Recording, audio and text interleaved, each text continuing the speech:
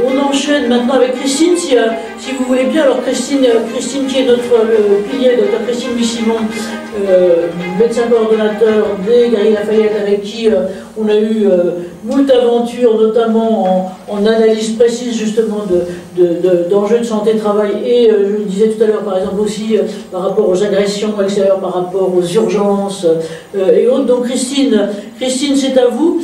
Alors je vais essayer pour vous de faire un peu une mosaïque de quelques photos des Galeries Lafayette et de votre navire amiral qui est ce que voit le consommateur qui circule boulevard Haussmann, mais aussi de tout ce qu'il peut y avoir éventuellement dans les coulisses. Donc Christine, c'est à vous, je vous passe la parole. Où est-ce qu'elle est, Christine? Elle est là. Bon, je suis là. Et bonjour à tous et merci beaucoup Anne-Marie. Alors, moi je vais essayer de prendre un peu le problème à l'envers. Et je vais rester très simple. Je vais vous présenter simplement le cursus, enfin simplement, tout d'abord, le cursus d'une salariée qui finalement, le fondement de mon travail, le fondement de la santé, c'est tout au bout, le salarié ou le patient, c'est sa santé. Donc, on va repartir du salarié et je vais vous présenter à propos d'un cas tous les facteurs prédictifs d'une désinsertion professionnelle. Alors voilà une dame de 58 ans qui, d'emblée de naissance, a une dysplasie de hanche, c'est-à-dire une hanche un peu déformée qui l'a fait marcher un peu comme ça. Je ne sais pas si vous voyez le geste que je fais. Un génuvarum, vous comprenez que ce sont des genoux en haut, comme si elle avait chevauché un percheron ou deux toute sa vie. Et ces deux pathologies-là qui n'ont pas été prises en compte à l'adolescence ou pas été traitées, la prédisposent d'emblée à une arthrose précoce, une arthrose d'usure des articulations des membres inférieurs, des chevilles jusqu'aux hanches. Une autre donnée prédictive qui va peut-être un petit peu vous heurter, mais c'est important, elle a, en termes de diplôme, elle a un niveau collège. Par la suite, elle a développé un cancer du sein qui a été soigné, mais qui nécessite un traitement complémentaire et pour une durée de 5 ans, au moins, excusez du peu. Ce traitement complémentaire est un traitement que je préfère appeler anti-hormonal parce qu'en fait, il doit couper la tête aux œstrogènes et il a des effets secondaires énormes, notamment pour le travail et pour la vie quotidienne. Il entraîne des douleurs articulaires et musculaires qui sont itératives, fluctuantes, souvent sur les membres supérieurs, mais en vérité un peu partout. Et c'est prédictible, ça arrive, mais le matin la personne se lève et ne saura pas où elle aura mal.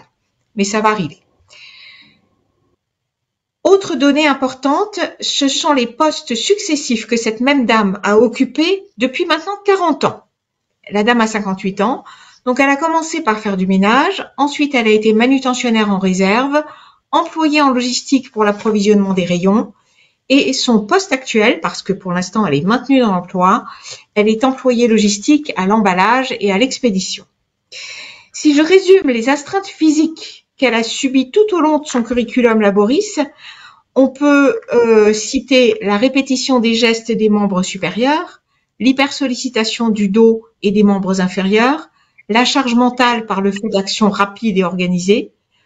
Et si je résume ça en termes de contraintes, vous comprenez qu'elle a beaucoup marché, qu'elle a beaucoup porté, qu'elle a beaucoup tiré et poussé, qu'elle a beaucoup répété des gestes et des membres inférieurs et des membres supérieurs. Et tout ça, quelquefois, avec une charge mentale parce que certaines actions étaient quand même nécessairement rapides et très triées, très organisées. Elle a suivi des formations en entreprise parce que le credo général, c'est les gens peuvent changer de poste, mais il n'y a qu'à les former. Donc, elle a été formée aux gestes et postures. Vous me direz, c'est le minimum au regard de son métier.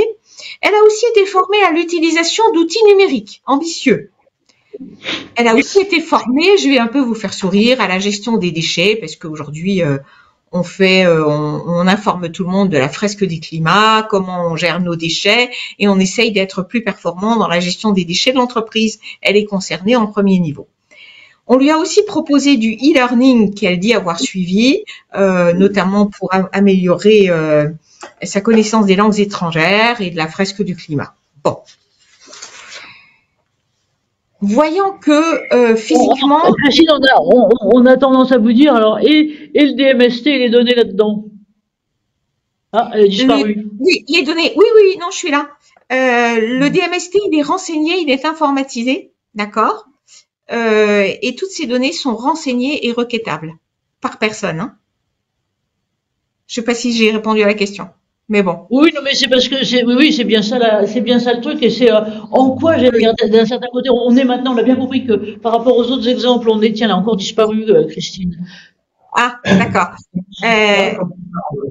Donc après, l'idée, c'est avec toutes ces connaissances et finalement tous ces facteurs qui sont requêtables et prédictibles, on peut prédire pratiquement une désinsertion professionnelle à un moment donné et une inaptitude. Et donc effectivement, il y a eu des actions mises en place. Une première idée, c'était de la former en vue d'acquérir un poste administratif, échec total. Deuxième idée, c'était effectivement de l'affecter à un poste avec des contraintes aménagées, où tout va mieux, tout est à niveau, elle ne marche moins, elle est assise en partie, elle ne porte plus de charge lourde. Et il reste une chose, c'est qu'elle doit lever le bras pour mettre un bout de papier, un bordereau sur le haut. On l'avait pas vu venir. Eh bien aujourd'hui, elle a une capsulite de l'épaule, une maladie professionnelle, je dirais tellement prédictible qu'on l'avait pas vu. On a quelque part mal fait notre travail quand même. Alors, ce que j'ai trouvé important à rappeler à l'issue, bon, bien entendu, aujourd'hui, elle ne soulève plus de bordereau, elle met tout sur la même table, et ce qui est intéressant à voir, c'est que les autres autour d'elle, qui vont plutôt bien, eh bien, ils se mettent à faire la même chose, ils ne lèvent plus le bras, ils mettent tout sur la même table, charge maintenant à l'employeur et au préventeur de tout aménager au mieux pour tous. Et c'est là où je vais en venir, parce que la santé de tous à tout âge est impactée de la même façon. En fait, il convient résolument de coaliser la culture des données, la culture de la santé, et pas seulement de la santé au travail, et bien entendu au moyen de données requêtables,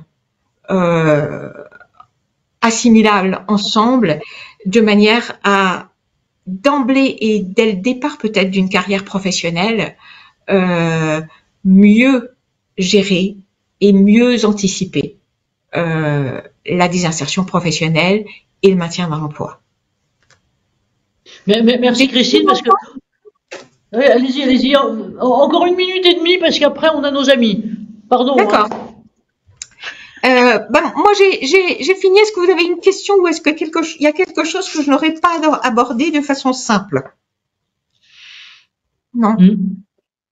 Non, on voit bien les choses que j'allais dire clairement sur l'aide à la personne, à quel point aussi l'analyse, cette fois-ci individuelle et personnelle et précise de l'ensemble des constituants d'un dossier vous permet ou pas d'ailleurs de pouvoir anticiper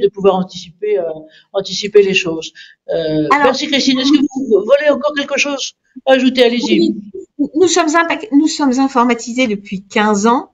Laurent Eke a rappelé à quel point c'était difficile de faire de la saisie de données et surtout de la bonne saisie ou de la saisie de bonnes données.